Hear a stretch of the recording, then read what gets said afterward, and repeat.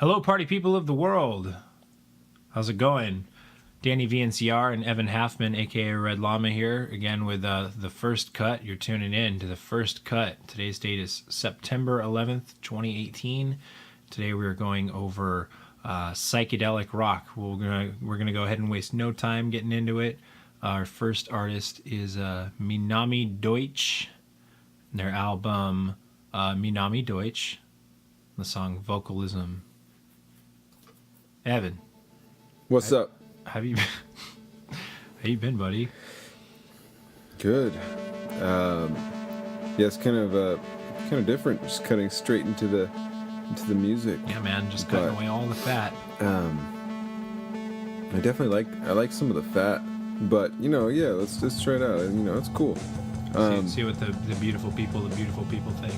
So, yeah, maybe it's this new format can be give a little bit of a chance for some brevity, give the music a chance to breathe on its own a little more. Mm-hmm. So maybe even just for a sec before I even share thoughts about this band we can totally talk.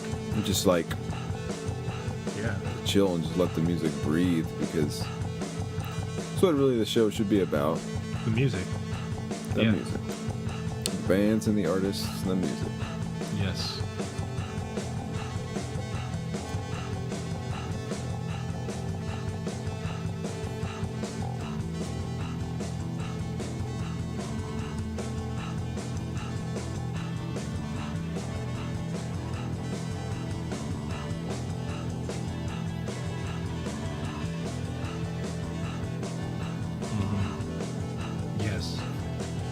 Yes. So we received some comments over the last couple of weeks from some new fans. I'll say we're trying to take the advice to heart instead of just taking it as criticism. We're gonna be constructive with it. So thank you to Dustin Huderman and Mark Gould for the criticism. We appreciate it. And by all means, invite more comments. Yes. Yeah. Cool. Anything to shoot the plot a little bit. This band, I have sort of an interesting, I guess, personal path that has led into coming to this band. So of course, I start my hunt. Every time I start my list, I just start do a lot of scrolling, and not far into the first page under Psych Rock, I scroll over the album cover, and immediately I'm like, okay, this seems really familiar, and lo and behold, I click on it, and I know the record label they're under is Guru Brain. I'm not mistaken, that's how you say it. I'm not sure. I'm not seeing it. Maybe it's down here. It's down there somewhere. Anyways, you go ahead and keep going. And this record label, based out of Tokyo, Japan, is distributed by a local record store of ours, the Business, out of Anacortes, Washington. Oh, there it is. Yeah. And so Nick from the Business actually turned me on to this band because I was in the store one day and I was asking about some more krautrock based stuff or some more something more ambient, open, and but still heavy. And this was his first recommendation, and I bought the record and spun it a bunch of times, and I really like it. And so I thought it was a nice fitting way to kick off the list with a band that I've actually discovered out there on the street, and not just the first impression being on Bandcamp itself. Bandcamp, yeah. So that's my cool story as to how I originally came across this band. Well, cool is subjective. Yeah.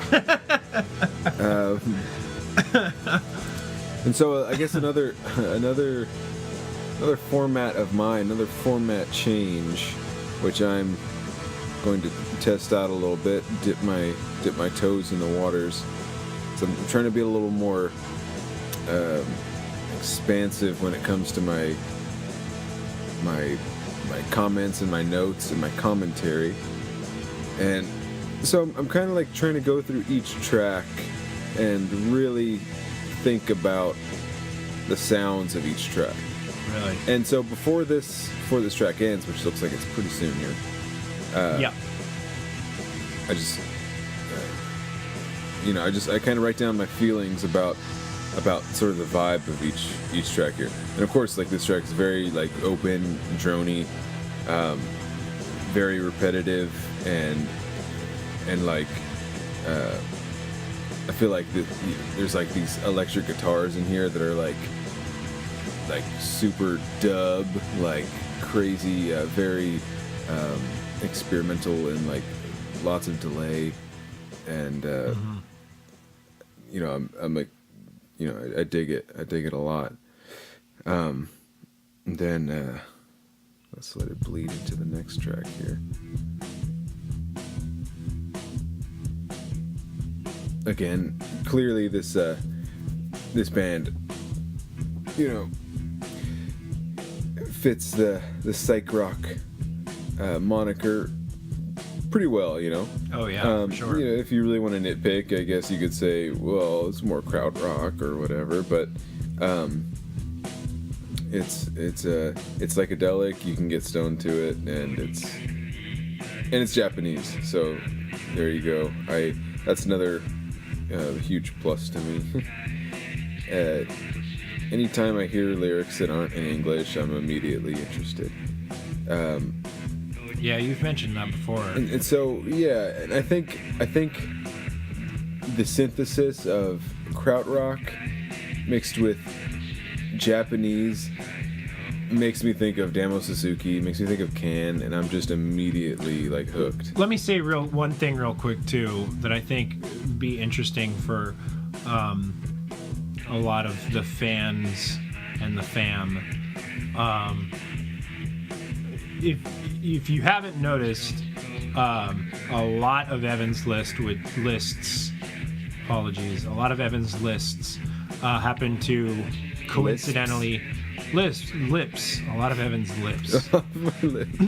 They happen to feature a lot of Japanese artists, coincidentally, and I will go ahead and assure any conspiracy theorists that is actually genuinely a coincidence. I have watched over many of Evan's explorations, and it is actually by complete coincidence. It's a very fun coincidence, but it is a coincidence. Evan does not go, oh man, I love the Japanese people and their music, I'm just gonna feature a ton of it. It's just a really, really weird coincidence. Yeah, I mean, there's just something so naturally beguiling, I think, subconsciously beguiling about Japanese culture, about just the way the Japanese and in Japanese culture, the way they like import and digest other cultures around the world. And I'm not saying appropriating, I'm saying the way they digest them and create their own very unique things. And this has happened for a long time. Like, Japan is very well known for its takes on different cultures. Yeah, the way it can really absorb and create something very interesting, I think, with lots of different forms of art. Yeah, and I agree. And so I think there's just something that, to me, I guess, is just really interesting about that. Especially, it's krautrock being played by Japanese people. It's just interesting, I do know. But for all the people in the back, I'm glad you said it. Ooh, okay.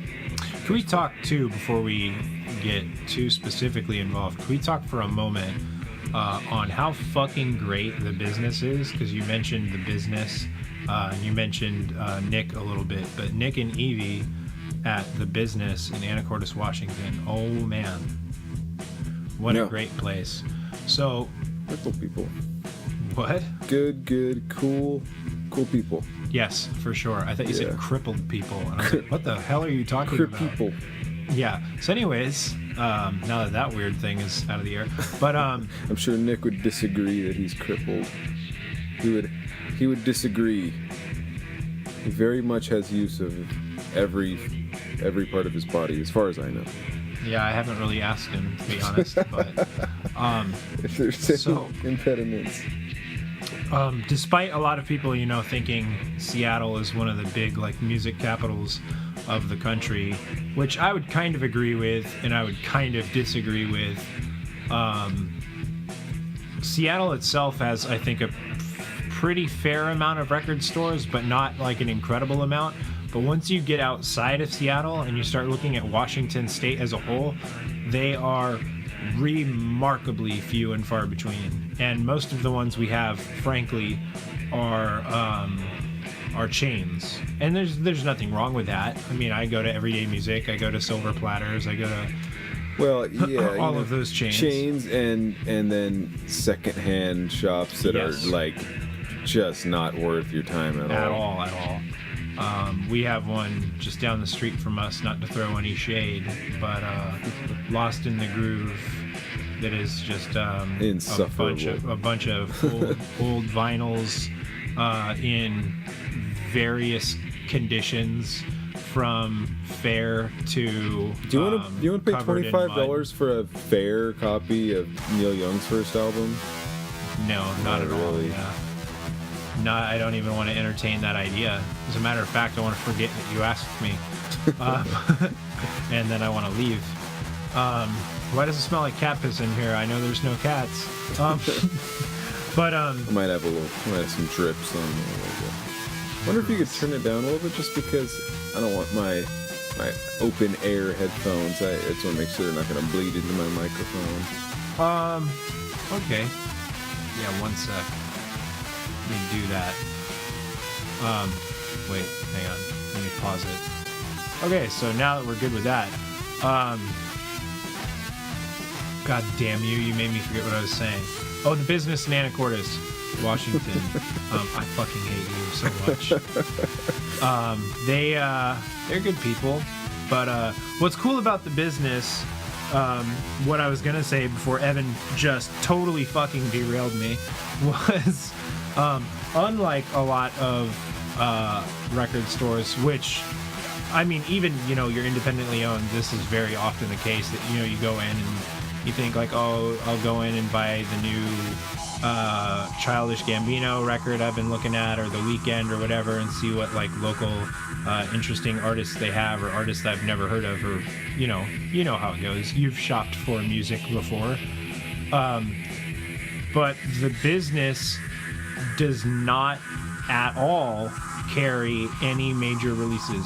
They only carry independent artists and independent labels, which is very intimidating. I think when you first go in there and you've never heard of any of the artists that they have at all.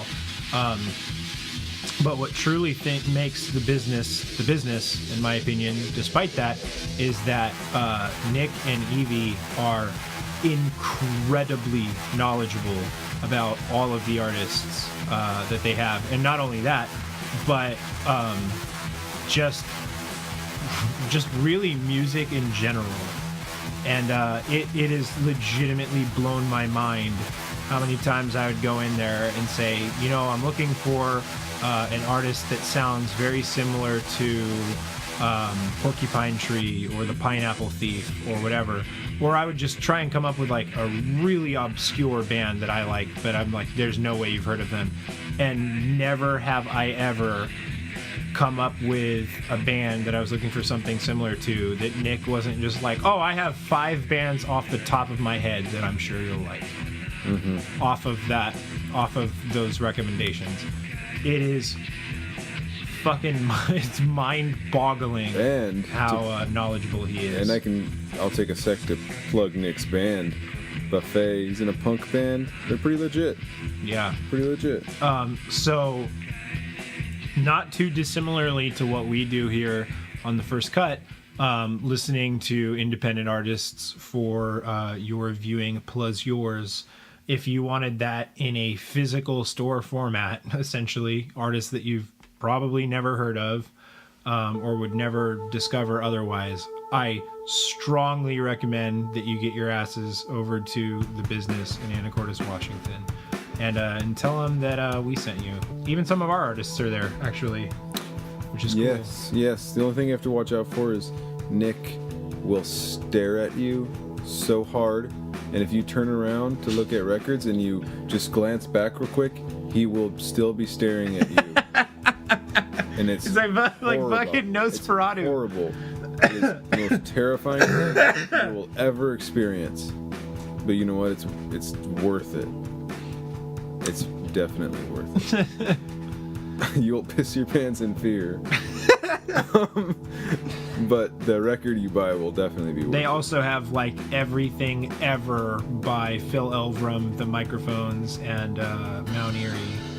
Yeah. But go figure, Mount Erie is also from Anacortes, Washington. Yeah, that's.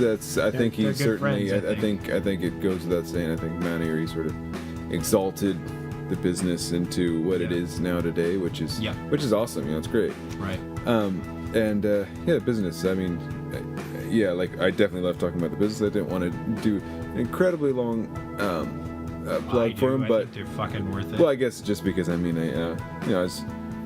Like right after I I want to talk about the songs, I got these notes, but I could talk about that anytime. I like the spontaneity too, it's cool because the business is great, and it's nice to. I haven't been there in a while. Talk about our good friends Nick and Evie. Yeah. So, and they have lots of cool tapes too. So. Vinyl, cassettes, CDs. Yeah. If you ask Nick nicely, he might even toss all your hair for you. Yeah. He doesn't. Well. He's kind of a tall boy. Yeah. So if you're in Anacortes and you get on commercial, just go all the way down, go all the way to almost all the way to the end of commercial, and just there you go. If you've driven straight into the water, you've gone too far. If you're drowning to death, they're not mer people. Too far. They're not. You should have just said that shit at the beginning. Don't drive straight into the water. Yeah. Why are you just telling people that shit? They're fucking already in the water. Like, I wish you would have warned me. Yeah. That's a weird looking fish. It's like Kanye West. Anyways, so I want to talk just a little bit more about please, about our band of the moment here. That had me fucked up. I thought you were talking about our band for a second. Let's not do that. I'm sorry. Go ahead. Let's plug our band. Yeah, no, let's not do that. No, that's the old First Cut. That's that bullshit. That's that bull. No, so I had like these thoughts about the last track because as far as I know, that was the only one, or maybe one of the only tracks that actually has vocals on it, and I thought the vocals were really interesting because there's an artist I actually really like too, who's called Dirty Beaches, and he is a fellow based out of, I almost don't even want to guess because I'm not exactly sure. And I don't want to be insensitive to Southeast Asian nations, but he's from one of those nations, and he's a really interesting artist, and he like creates like these like really weird lo-fi like sort of old rock and roll sort of just pictograms, these weird vignettes, right. and I feel like the vocals remind me of that. And then just this music just generally gives me that vibe. And I just, I like this band. So it just gives me a cool feeling through my body. Through your body, into your aortas. I guess my last like real note that I had was that they sort of they remind me of Velvet Underground, like white heat kind of era Velvet Underground, where it's just like, you know, turn the gain all the way up and just like drone out on the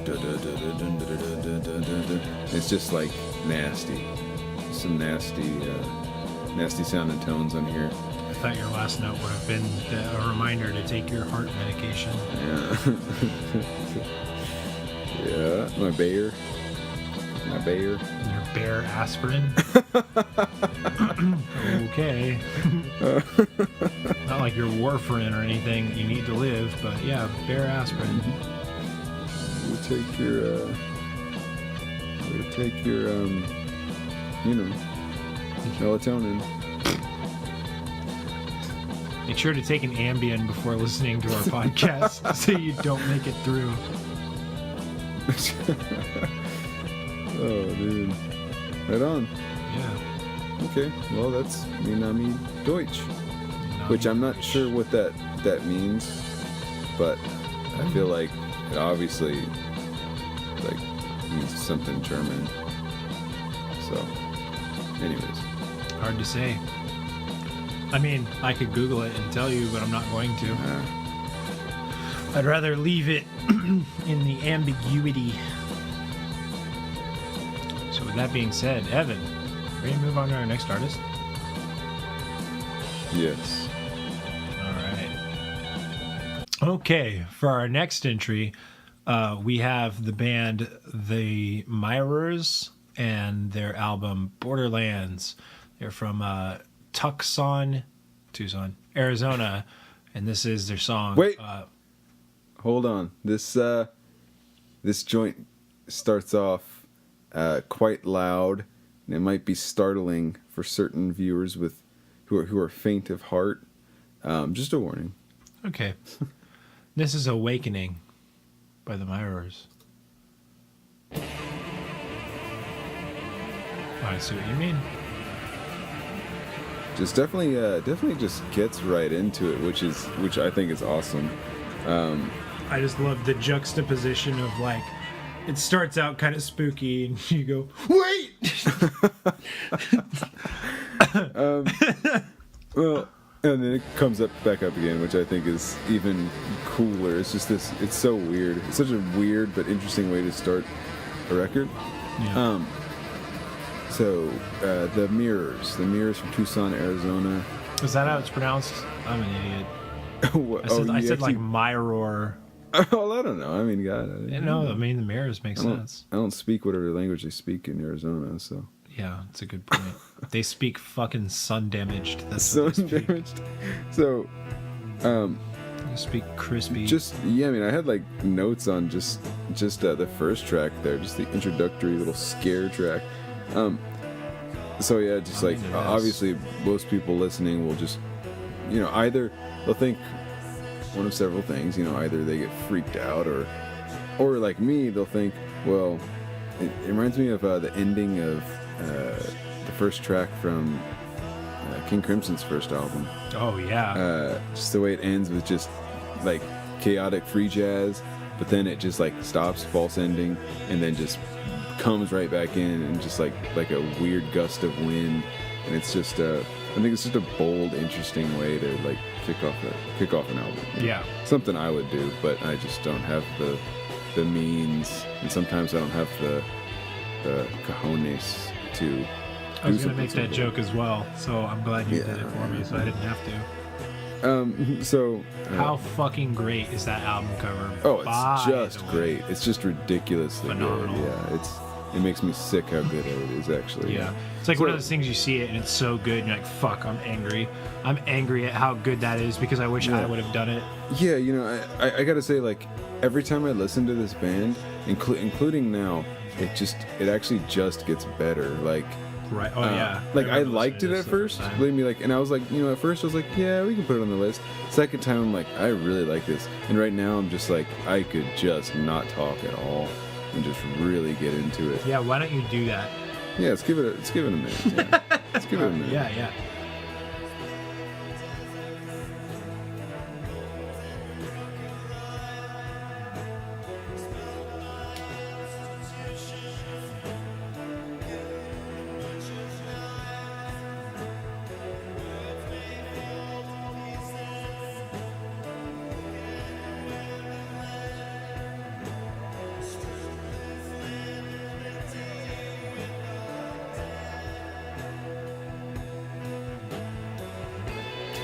Yeah. So song name too. The blood that runs the border. It's so nasty. It's I love good. And actually, you can hear him say that in like the second verse, I think, which is pretty cool. Right. And it's like, oh yeah, there you go. But I'm just so into this. Like, I think this is very unique. Like this sort of brand of psych rock we're dealing with here, because it's very specifically like a desert stoner kind of like vibe. It's like like doing fucking peyote. Yeah, you know, honestly, you might like I might say this another few times throughout this list, but this has probably been one of my favorite lists to like put together, and one of the most interesting, because we got 3 bands today, and just these first 2 are totally different. But I think fall from totally different parts of the world, but I think fall into into just different little pockets of the genre of psych rock. And in this band very specifically, like when I close my eyes, I feel like the desert heat just like beating my ass into the ground. Yeah, it kind of reminds me of very vaguely of like The Doors. Yeah. Like some of their songs, like Ride the Snake, just like really Canyon, hypnotically psychedelic songs. Yeah. Which is a phenomenal thing. Yeah. So like, it's so fucking groovy. Just like the way just like the bass and the drums like really like play with each other so tightly. Yeah. And it's very good. Like, also the other thing I wanted to note about this song that I thought was cool, that kind of furthered the King Crimson vibe to me, was, if you noticed earlier in the verses, like in the little melody that's played in between each like little vocal section, there's this what I think is probably like an electric violin, but it's the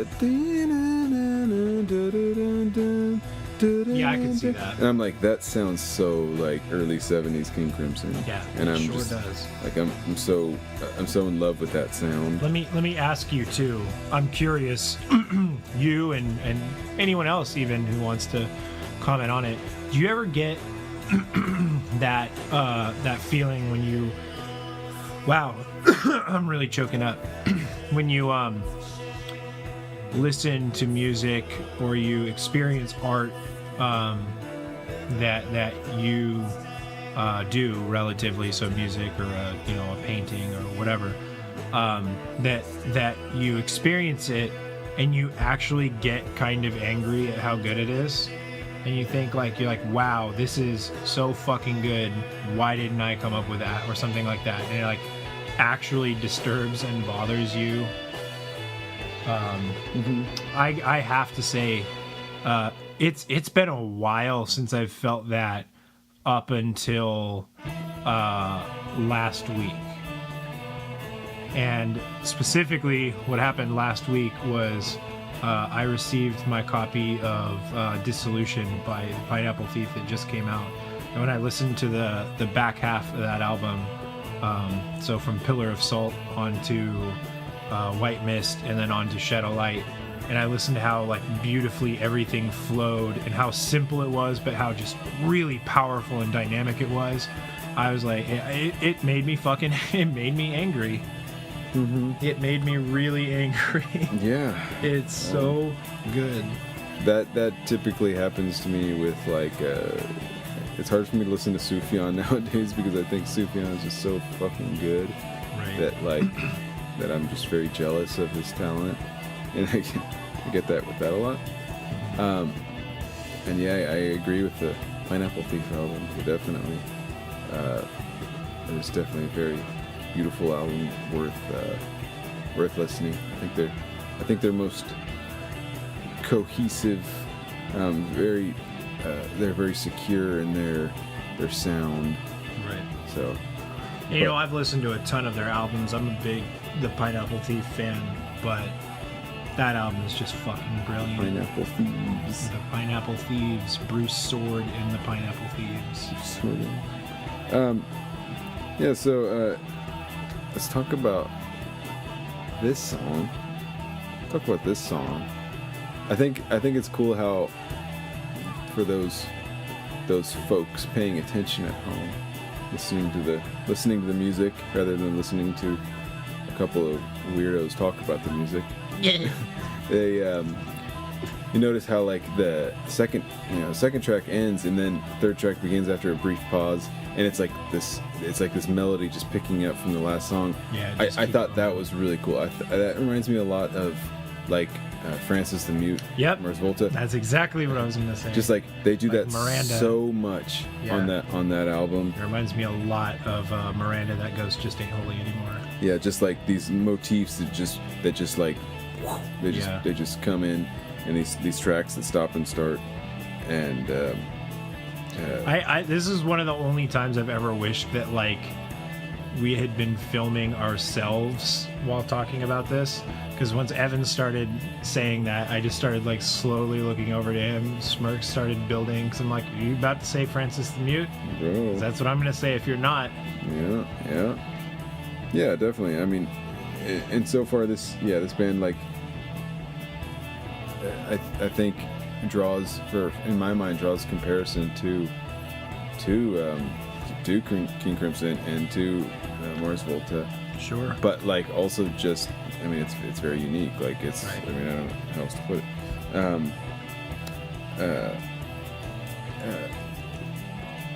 It's very like addictive. I think these songs. I think, and like especially how like the intensity of these drones. I think almost feels like some kind of like supplication. It almost feels like a. I like the little like nuances and idiosyncrasies to the music. Now, I'm saying this as an analytical listener of music, but when you hear like it's so small, but there's like a little flute you can hear in the background that's just like screaming in the background, but it's so quiet and it's so reverberated, but it's so fucking like just right there. Yeah. Wait, 1 sec. See if you can hear it.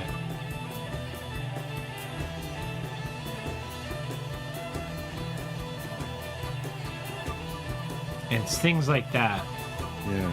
That I think and actually with music like this really take it from like good to masterful. Yeah. You know, this track actually ends in a cool way too. It has some, I think, kind of like a cool field recording type thing at the end. Spoiler alert. Yeah, thanks. Thanks a lot. Now I don't even want to listen to it. We're moving on to the next artist. Spoiled this artist. I've ruined their fan base, and I've ruined their career. You've ruined my fan face. My fan face. Yeah, I'm just gonna let this track breathe out. Actually.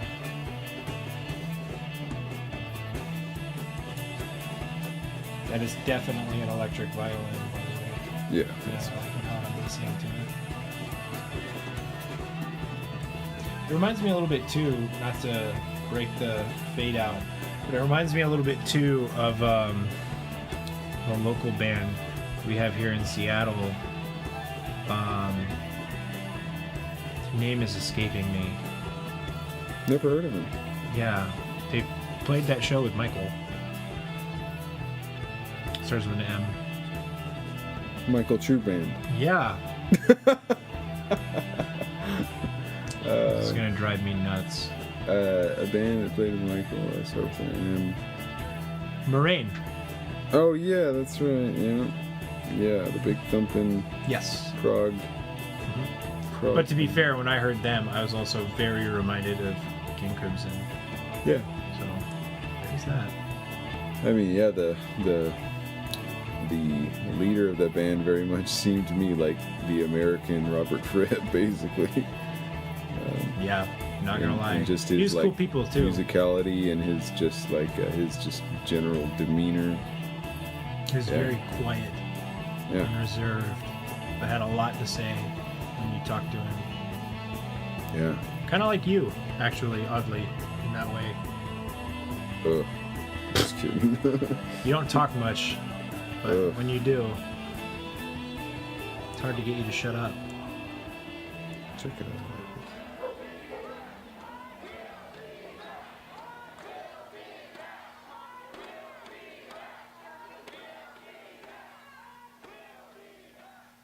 Kind of cool. I like that. Yeah.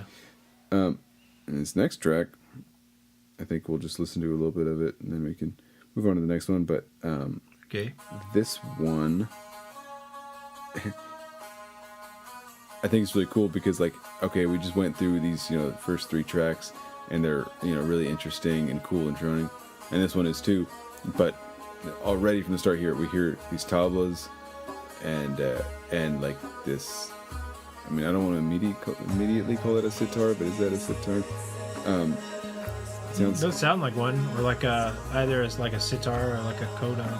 Yeah, and so like this one has decidedly like an Indian rag kind of feel to it, but it still sounds very much like it's rooted in like the desert of the Southwest United States.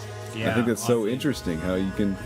It definitely feels, like a Western song, despite that.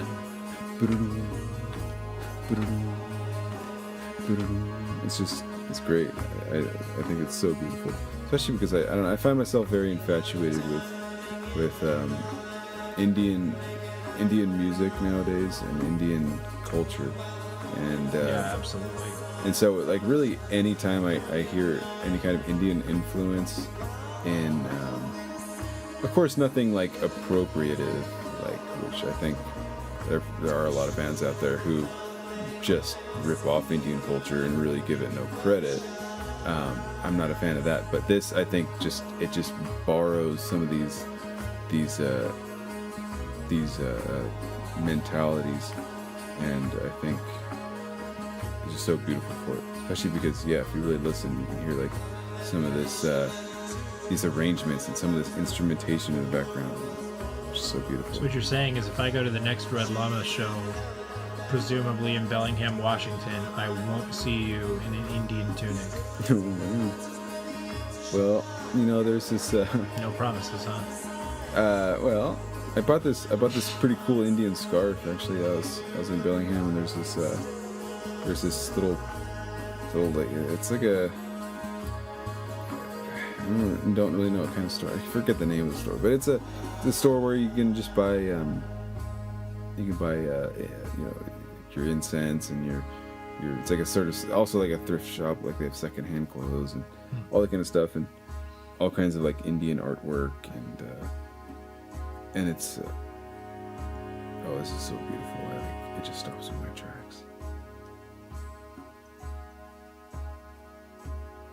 So dynamic. It's great. But you might see me wearing that at the next show. Okay.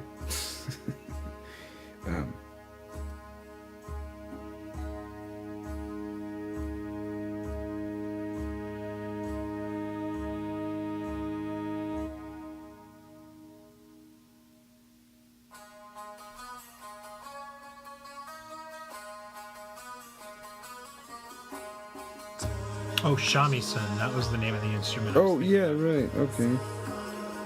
Yeah, that might be it. Because it doesn't have that like sitar sound. It doesn't have like the doing, doing. Yeah. I think it might be a shamisen. Yeah. Which makes it even more interesting, because then you're just like you're having these other cultures then come in and like, it creates just such an interesting synthesis. Yeah. Other cultures all coming together to have a tickle fight over at Kevin's parents' house for having a big old bowl of chili mac. Man. Oh man. Yeah, just a lot of breath. Just like these like woodwinds in the background too. Just the way it breathes is just so hypnotic. Great. So beautiful. Yeah, I think I might hear a bass soon.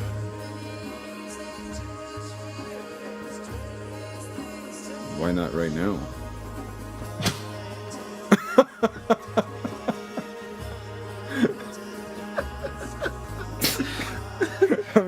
ass has got something to say. Fucking listen to him. Fuck. God damn it. That's probably going to be the joke of the episode, too. Oh, man. I need a Whatever. drink just for that. I might go pour myself a little shot of amaretto. Okay. A shot. Wait. A shot?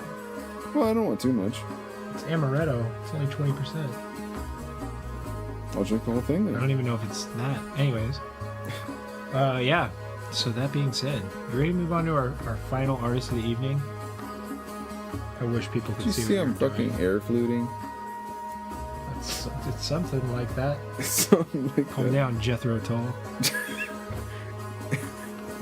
You know, yeah, that's interesting. I think Jethro Tull or at least Ian Anderson played in Woodinville earlier this year. I thought that was interesting. Anyway, That's crazy. it's like, oh, that would be cool to go see. That's some winery. Anyhow, yeah, let's move on. Okay. All right, fam and fam light. We are on our final offering of the evening. Thank you so much for listening. This is Trappist Afterland and their album 7 or Se7 in. And this is the Wait. song. Wait, never mind. What? This one doesn't start scary. Never mind. You motherfucker. This one starts. The Blood in the Wood by Trappist Afterland. This is my pick of the week, by the way. The last one was mine. I forgot to mention.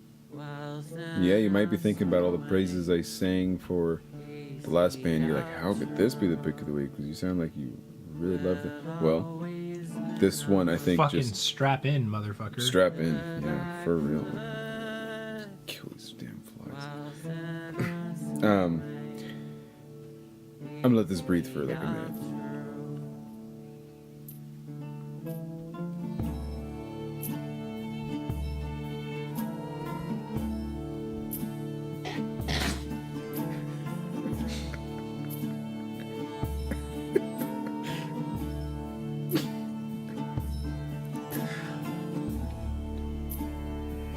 Just so people don't think we're being immediately disrespectful.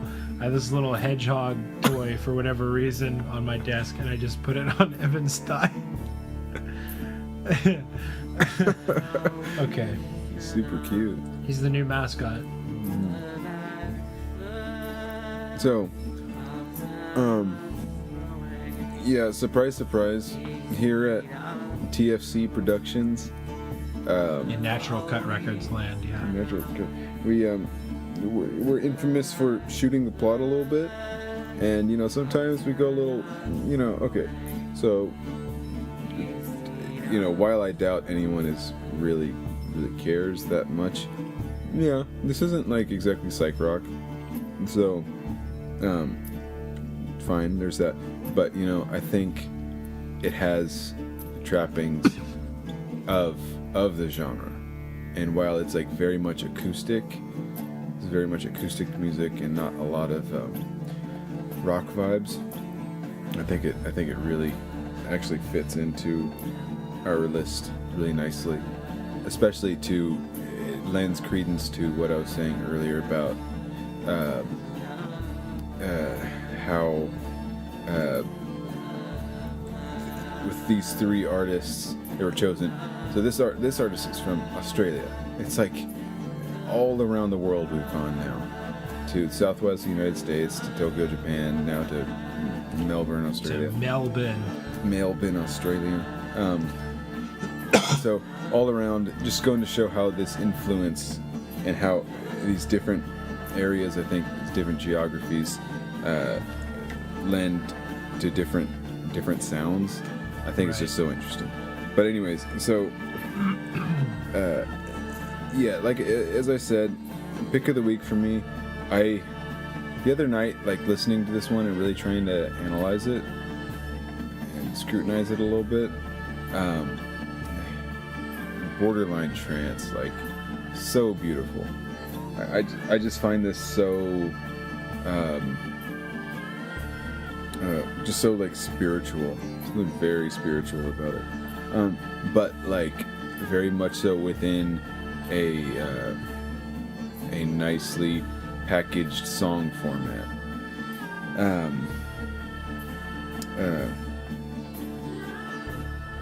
And you know, I think like a lot of these songs have like similar vibes and like start, you know, have similar formulas. As we can tell, like they kind of tend to start like very small with like one instrument, vocal, and then they just kind of build and build until they fall off the earth. And build and yeah, and then they come in with these with like percussion that just like starts just like stomps through the mix and just I think the singer has a very beautiful voice. Thanks, man. Right on. Appreciate it. Check it out. He's gonna eat all the ants. Don't put him on your microphone, you fucking dink. We'll just see what happens. It'll be fun. Hedgehogs are fucking cool. I'm gonna paint him blue and call him Sanic.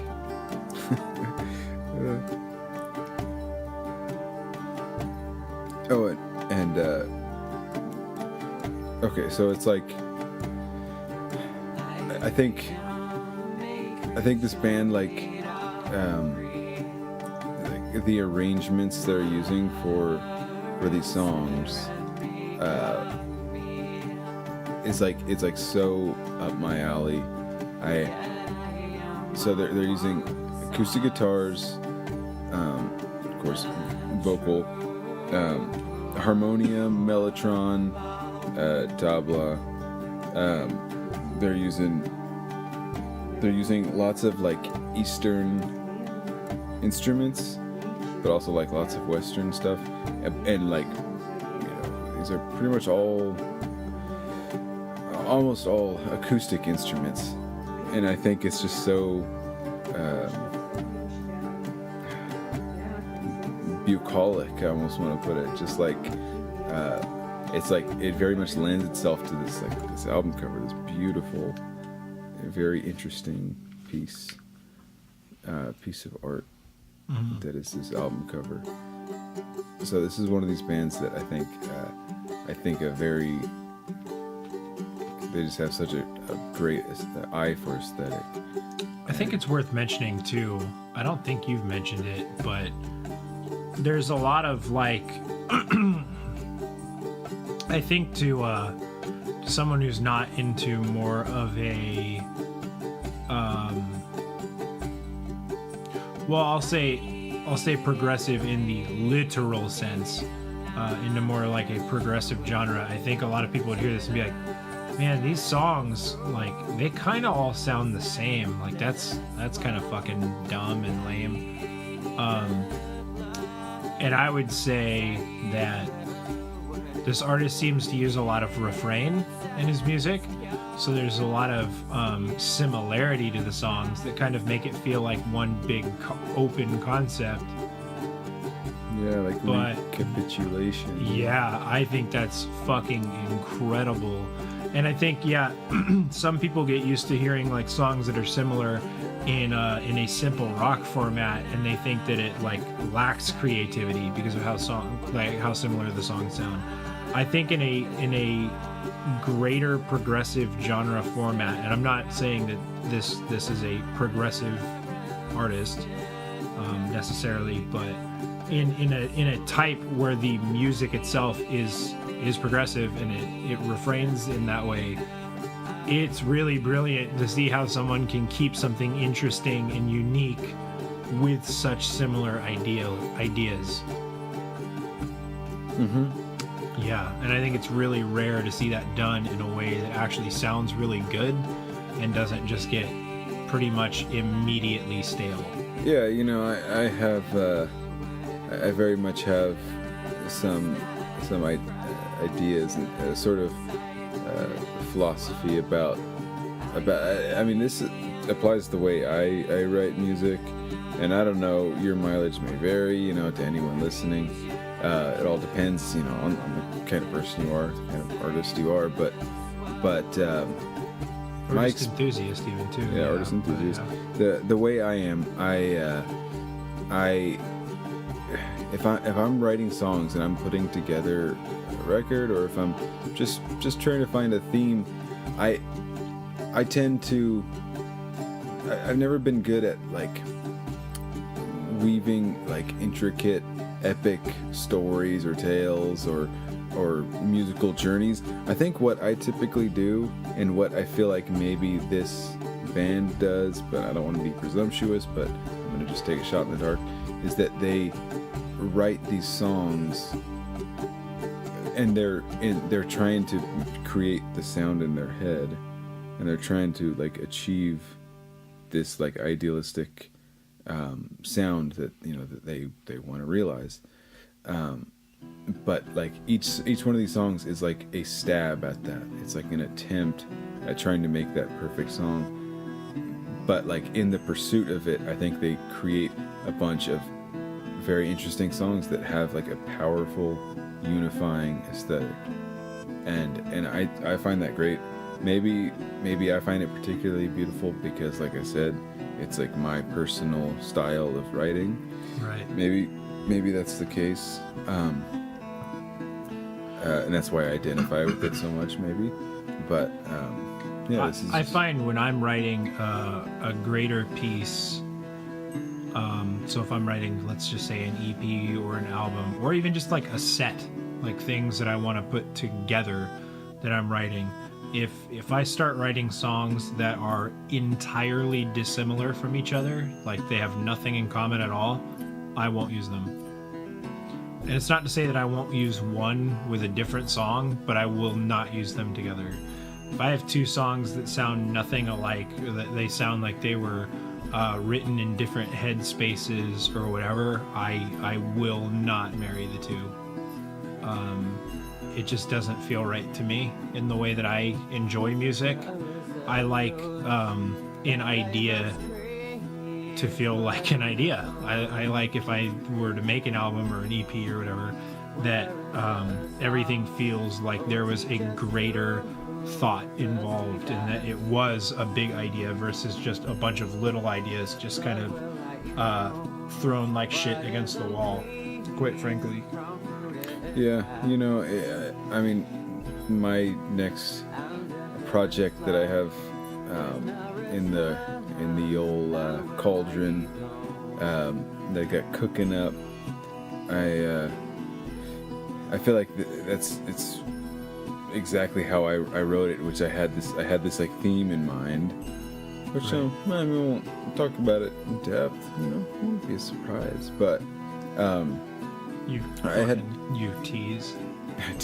Well, I had these themes of like nature, of rain, and of ghosts, and like specters or revenants or whatever and but a part of me wanted to try and create some kind of interesting story, but I think like I said, in trying to do that, I just wound up writing a bunch of songs that had those themes with no real like progression. But I think it's interesting in its own way, because I just like that idea of like an album being like a document of an artist's attempt at creating the perfect songs. Right. I think it's just so cool. I think it's a very interesting thing. So right. Yeah, I agree. I don't know how you could really write music otherwise, to be completely honest.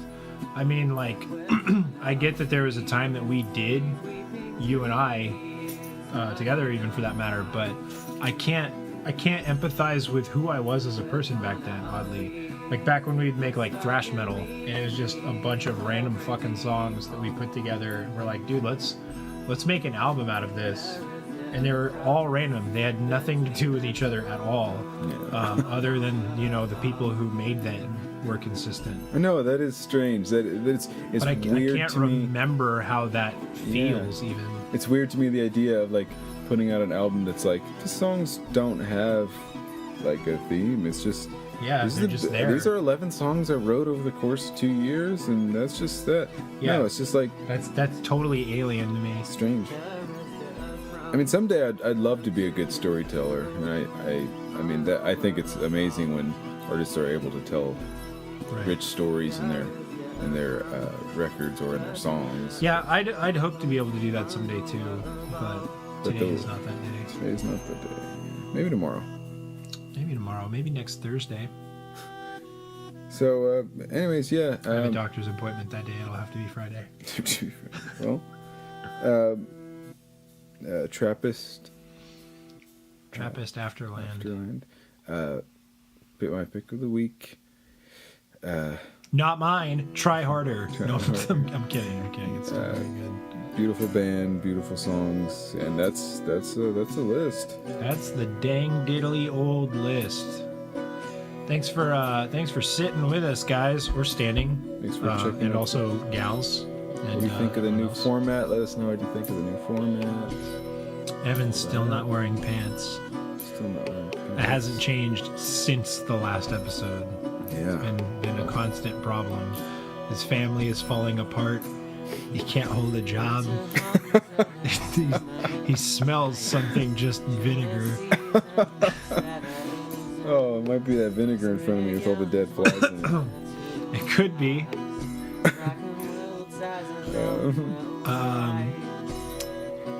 But yes, thanks for joining us, party people. Hope you have a lovely rest of your night or day. If you've been drinking, don't drive. Don't get behind the wheel of an automobile. And also, don't smoke meth. And make sure to tune in episode 15, which will be coming out real soon. And join us for a drinking game. Cool. Right on.